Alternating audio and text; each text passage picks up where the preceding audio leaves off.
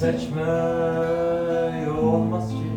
Nəsə də, yəni bunu da eləyə bilirik. Amma ay sonra. Yaz gəlir, yağışlar başlayır.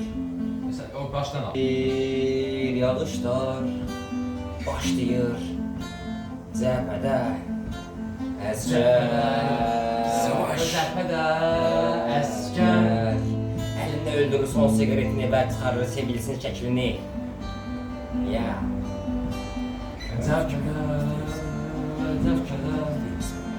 Stroyda Yağış vurur başa. Yağış vurur başa. Kapşonları çək başa. Ay yaşa, ay yaşa, ay yaşa, ay yaşa. Ey yaşa, ey yaşa. Fikirlər gedir yenə gəncliyə. Başa salır, başa salır. Ey yaşa, ey yaşa, ey yaşa. Ya gedir indi Ey yaşa.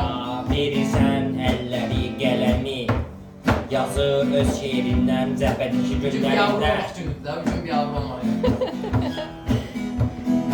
Cəbhədə olan günlərindən. Hamısı da qeyd alırlar özdə belə qırmızı nöqtəli videolar. Əhmədidə.